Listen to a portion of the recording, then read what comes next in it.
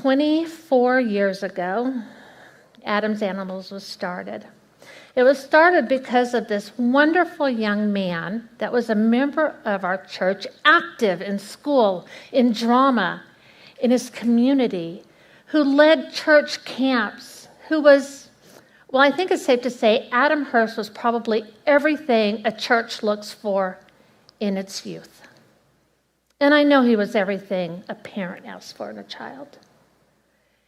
He had just graduated from high school in 1999, and was off doing preparation for college and working at camps, and he started to feel bad.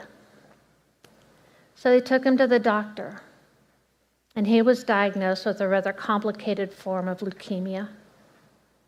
And in 26 days, far too young and far too sick, Adam passed away. But on his shoulder or his head or somewhere near him, he'd kept a little frog that somebody had given him. And the next year, his parents, as a way to deal with their grief, went to Medical City, Dallas, in the children's ward, and they brought a stuffed animal to give to another child that maybe that one could hold and hug and talk to and cry with. And they gave it to someone Adam had met in treatment, and she called it Adam's Animal. So they decided to see if maybe next year they could get enough for the whole ward. They were hoping for maybe 60 animals. And they asked church and work and other places if they would help. And that very first year, over 1,000 stuffed animals were donated. And in the time since then, the amounts and gifts have grown. And to date, I know they have given over 90,000 animals to the hospital every year. And they take those animals right around February 14th, I believe it is, thereabouts. And they take buses full. I mean, it is so amazing to be a part of it. And the nurses come and they load cribs and carts and trolleys and whatever they can with these huge amount of stuffed animals that have been gathered and balloons. And they take them upstairs, and I was very blessed to be part of this one year. And they start handing them out. Now, I can tell you that no child is checked to see if they believe in Jesus Christ. Question is not answered of the child, the parent, the doctor, or the nurse. They are not asked, are you really sick? They're not asked if they're really hurting. They're not asked if they have multiple places that are giving them gifts or any of the other things that all too often are asked of people in need. These children, regardless of whether they're infants or they just turned 18 but they've been in the hospital and they're still in the pediatric ward, are gifted with an animal. Now, the year I went, it was before COVID, and I was part of that, and we'd walk into a room, and I remember the parents sort of drawing on this invisible shield of, what are you going to do to my baby? Because no matter whether that's a big, hefty football player with a broken leg, or your small 2-year-old with a brain injury, they're your baby. And you don't want them hurting.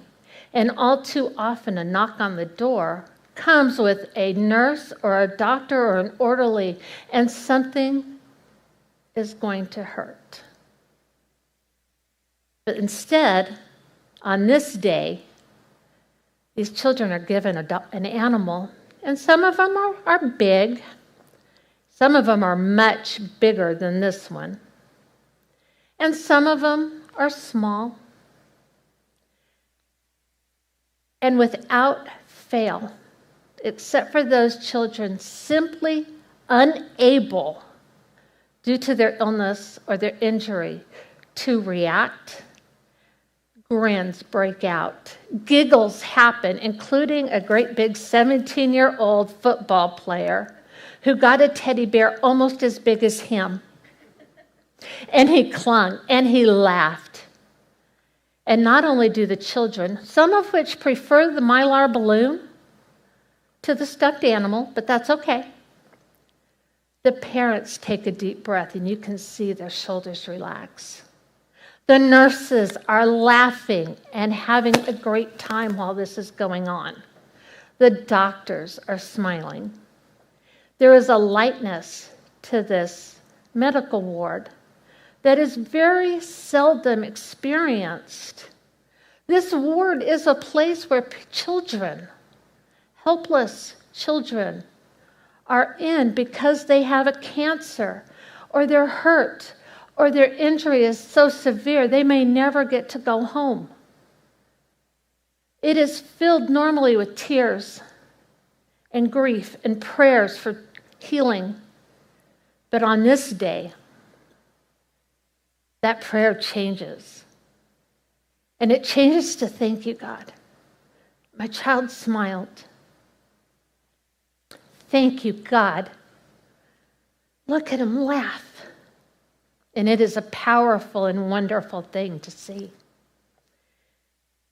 Now, the year I went, we took over 4,900 stuffed animals. It's not enough. Every year, the amount of sick or injured children outnumbers the number of animals that are donated. And Jeff and Gina Hurst, who started this organization, do their best to fill the need. I can tell you that 100% of the proceeds they receive in the form of cash or checks goes to buy animals. It does not go to pay anybody's salary. It is not even used to rent a van to take them all because that's donated. 100% is spent to buy new stuffed animals with the hope that one day